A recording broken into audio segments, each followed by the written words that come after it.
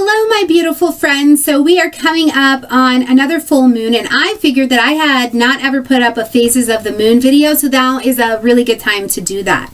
So when we're looking at the phases of the moon, we have 8 different ones, from the new moon, the crescent moon, the first quarter, gibbous, the full moon, the disseminating moon, the last quarter, and the balsamic. Okay, so these 8 phases really they symbolize and correspond to different stages of what's happening with us. And we tend to look at that and think of it in terms of planting and harvesting, right? And with the planting, it begins with that initial potential represented by actually planting that seed. And that's what we do at the new moon. We plant that seed of intention into the ground so that it can grow. And so that, you know, as we get all the way back to the other side of the moon cycle, we can really harvest these things, right? Now, of course, we also know that the moon is related to many different seasonal events and the cycles of the year and things like that. But I want to break down which each of these different phases are about so that we have a little bit better understanding. And when I'm talking about a moon phase, or if you watch another astrologer talk about a moon phase, you have a little bit of idea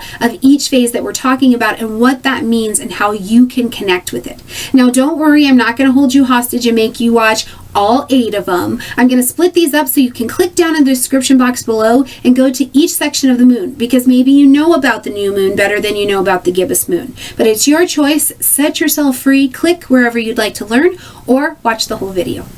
All right, so our first phase is the new moon. So the new moon, when this is happening, the moon and the sun are conjunct in the same sign, okay? So this phase represents the very beginning. If we think about it in terms of the planting, we're putting that seed into the ground. And what's interesting about this phase is that it can be such a tentative phase, right? We're planting the seed and we kind of hope to God it's going to sprout something, but you're not really sure. But you just have to put it down so that it can take root, and you can set that intention to say, this is what I would like this to be like. And you drop that seed in the ground, cover it up, and then let everything work together and unfold as it does to allow nature to bloom, right? Now, during the new moon phase, especially in astrology, what you can feel yourself be like, or what you can take advantage of being like, is that right now at the new moon, like, the world is your like playground. What do you want? You can be subjective here. You can even be really, really self-centered here and say, this is what I would like this to be like. This is what I want to experience. This is what I want to feel. And that's what I'm planting here. And it's kind of a fun time because I think it's like you feel like you throw all the rules out of the window, or right? Like you're like, no, I don't care about that. This is what I want to experience. And at any cost, I'm going to do it. Hopefully the cost is not harming anybody, but I am willing to do what I need to do to move forward, even if I'm afraid, right? So it's really an interesting time and an interesting moment. So for example, one thing that I think is really, really important to ask and to look at when we're at the new moon is asking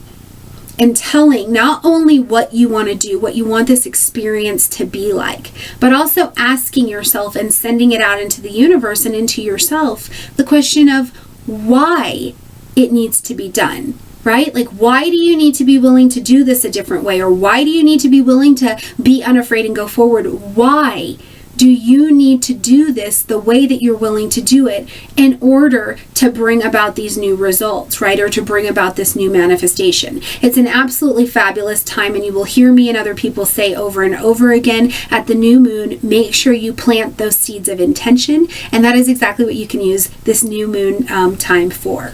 All right, so then we get to the crescent moon. And when we get to the crescent moon, the moon is waxing. And it is halfway between the new moon and that first quarter moon. Okay, so really when we look at this, remember, keep in mind the seed, right? So when we look at this, at the new moon, we've planted it. We've put that seed in the ground. We're hoping it's going to sprout up. But at the crescent moon, it's like this is where that seed in the ground really has to contend with the surrounding environment, right? Like there may be resistance. It may need to be trying to sprout its roots down and comes in contact with something else. So it sheds that root to start going a different way, you know, and really sometimes the environment that we find the seed in is less than optimal, right? Like it can be hostile, it can be violent, it can just be not perfect. And that is very much so what's happening for you as well at this point in the moon cycle. You are trying to trudge forward with new ideas. There may be resistance. You may not be in the perfect space for the really big dream and intention that you have, but you are willing to move forward through this phase of that resistance. Seeds that get themselves planted and sprout, even under hostile conditions, are gangsters. That's just is what it is. And that's you as well. Your primary mission, it becomes that focus of intention that you planted down there. And anything you need to do to get this new form of living, this new form of being out there into the world, you're usually very ready to do that so that you can bring it into existence, right? And it almost can become that place again where you start to feel a little bit like a rebel. You're a little bit separate from other people. You feel like, no, this is my mission and I'm going to push it forward. And really the reason for that is because by the time you have planted that darn seed and then whatever's happening with it, you are fully invested, right? This is your new sense of purpose. You are aware of it and you want to move it forward. Now, keep in mind though, at the crescent moon phase, I love that you love it. I love that you're willing to go get it. But this is definitely a piece of the phase where you may begin to struggle. And just because you have to struggle doesn't mean that it's the wrong goal, the wrong purpose, or that it's not real. You don't have to suffer. Suffering is a choice, but the struggle reminds us that we worked our butts off to allow this to happen. So then we arrive ourselves at the first quarter moon, and the moon is still waxing here, and it's actually square with the sun. Okay, so the moon is square with the sun. So this time when we look at the little seed and what he's doing and what's going on, and this advancement for that little seed is when he's going to start putting out leaves. He's going to start putting out branches, right? He's like, this is my time to grow. I am coming out of here and I don't care what I've had to do it. Even if there's been a struggle. This portion with this first quarter moon has shown you that you can live through the struggles. You can move through the struggles, even if the struggles are internal, right? If it's you have to outgrow this old idea, because again, you realize that even if you don't get through it gracefully, the old idea must shed. So during this phase, you really are, you're building new structures, you're bringing in new people into your life, you're allowing old ones to leave, you're taking different places in society and things like that. I mean, you're very characteristically putting in the effort to allow things to really start to look different, right? Or to sprout different, bringing new things into reality. So the gibbous moon part of the cycle is when the moon is again still waxing, but it's halfway between the first quarter moon and the full moon. So for our little plant, he's put out some leaves or some branches already, right? But at the gibbous moon, you can start to see the bud begin to form. And what that bud tells us is that there is a promise of a flower on the other side, right? Or there's the promise of product on the other side, right? So it's absolutely a phenomenal and exciting time. And I think even within ourselves, if we've been invested in this process, we've been moving these new intentions that we've planted of our own to manifest and bring to reality, we see ourselves perfecting it. We see potential just about to spring forth, right? The power to accomplish your goals is very much so behind you. You can become analytical. You can be wanting to perfect it a little bit. You know what I mean? You can want to perfect these new forms. You want that to be the perfect flower or the perfect corn or the perfect whatever when it actually buds open, right? And the thing is that you will not at this point in the gibbous moon usually be swayed, right? You're not like, people are like, yeah, but I really think you should have planted daffodils. And you're like, I'm growing roses. So it is what it is. And if you don't like it, go to the daffodil garden. Over here, we're doing roses. You know what I mean? Or whatever it is, because you know at this point, and usually there's some kind of outward manifestation as well, that you're about to just spring open like that flower or flutter like the butterfly. It's a really exciting time. I don't think the gibbous moon gets as much love as it should, but it's still totally a useful time and definitely a necessary piece of these phases. So then we arrive at the full moon, which I love the conjunction that this forms with us having to be in collaboration with other people. But at the full moon, the sun and the moon are in opposition to each other on opposite sides of the earth. That's exactly what we're seeing when we're at the full moon. Now, what that corresponds to when we're looking at the planting phase is that the flower emerges, right? Oh my goodness. So this becomes this space where we're no longer, as people during the month, operating on blind faith. And what happens, if we think about it, as flowers are coming up, we start to see those buds it cracks a little, we see a little color, we take notice, and we're like, oh my gosh, that flower's coming, right? Like, it's like really coming now. Think about walking around like a flower garden or just outside or something. You're like, wow, these things are coming to life. That's exactly what this space is about. It's not blind faith. And we see others starting to really begin to want to work with us, really begin to want to talk to us about what we're growing. We're solid, we're confident, we have a clarity around it, and that clarity is drawing other people to us. And through other people admiring what we're doing, our confidence grows, right? Or to people being like, I still think you should have been growing a different kind of flower. We go, I'm sorry, like you don't fit the vision. This is so hard and so emotional because I really love you, but I think we have to part ways. So it can be an ending as well. But whatever is happening at this time, there's an acknowledgement of the sense of collaboration, an acknowledgement of your own goals and the success that it's really happening. There's fruit and flowers coming just around the corner. I think that becomes really, really prominent here at the full moon, since it's shedding light on what we have to let go of, what we have to acknowledge, or what we have to adjust. And sometimes the thing we really have to adjust to as well at the full moon is the fact that it's really happening. Like, this is really happening. I'm really growing. Okay, so the disseminating moon sounds like exactly what it is. We're going to let some information fly out there. But what's happening at this time is that the moon is waning, and it's halfway between the full moon and the quarter moon. So when we look at our plant here, this is the first time that the plant is really bearing its fruit per se, or that flower has fully bloomed, and now it wants people to see what it's like from the inside all the way out, right? Like, we can look at a rose and be like, what a pretty flower. But when you really look to the core of a rose, you can see more. You see that there's more information happening about this flower, and it is gratefully there, just open sharing it. And that is you during this phase. You can take advantage of it. You may actually naturally just feel like that, because at this point, you've gone through this whole growth situation. Like, you have experienced it. You have planted a seed of intention. You have watched it grow. You have been through the struggles. You've seen it bloom. You've seen yourself shed people, gain people, have blind faith, have real faith. You know what I mean? It's been a lot of experience for you. So you are ready to share that. You're filled with knowledge. You're filled with not just opinion, but actual experience and knowledge that nobody can take from you. And you're ready to shed light with people. A lot of times we see in business, I think it's a phenomenal example that in business we see a project come to a head and it's really ready to serve the people it was built for, right? So this is that time where we start sharing with others. And it's really, that's what I think makes it the fruit of the blossom that has happened, right? Because the fruit is, I can want everything that I want, but if I can't give it away, then it's really very useful in my life. So the disseminating moon, I think, is equally as important as all of the rest of them. The last quarter moon is when the moon is waning and it's square to the sun.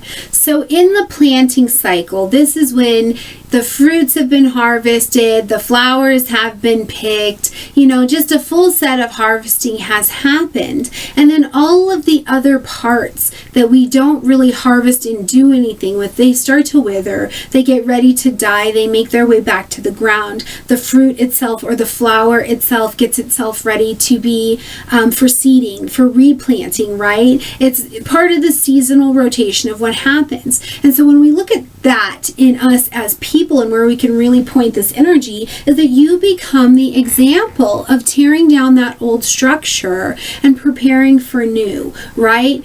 Even if you've had this beautiful idea, now this doesn't always have to happen in, in a month or anything like that, but this is a natural flow where even if you've started a project, it's come together beautifully, you love it, you're very happy, you can always start to see the cracks in the project too so that you can perfect them. It's like, wait a minute, I just at a core level, I can't get on board with what's going on, or at a core level, I know something is out of place here and I need to adjust it. And it is this, it's a little bit of a crisis, I think, but crisis doesn't always have to be a bad thing, but it is just about preparing it to be better, preparing it to not be the version that it was before, but be better, more effective, serve more lives, serve your purpose, call you more to it. It's just really a time of change. And it's a core level reprocessing of, okay, I can continue to evolve, I can continue to shed, and I can continue to grow, and it's okay. I think this is generally to a less fearful time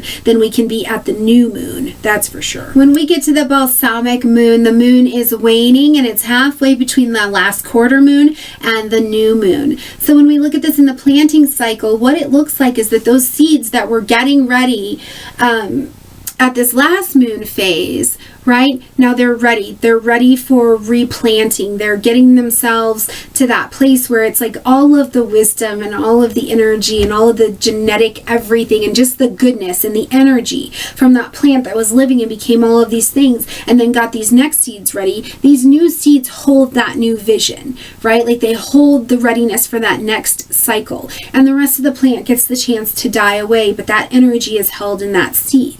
And so what this looks like for us is that it's like, again, we maybe have a calling, maybe even a distant vision, right, of what this can be, what this new reality can be for us, what this new project can be, what this adjustment to a project can be, what this calling of our souls is at. It can be like, oh, I can somewhat feel it, but I don't really know what it is. You may even feel somewhat alienated or like you're stepping back or away from people because you're like, wow, there is a new something's calling, something's going to happen, right? And so it's a very much so a really cool place to be, because I think that energy takes that shift into a brand new potential while all of these other things start to die off. And when I say die off, what I mean is we start to shed ideas, we start to shed beliefs, we start to shed behaviors, we start to shed people, places, and things, right? Because sometimes what's happened is these people, places, and things were there because they needed the knowledge and we needed to grow together. Now we all have it and we can break off and start going a different way.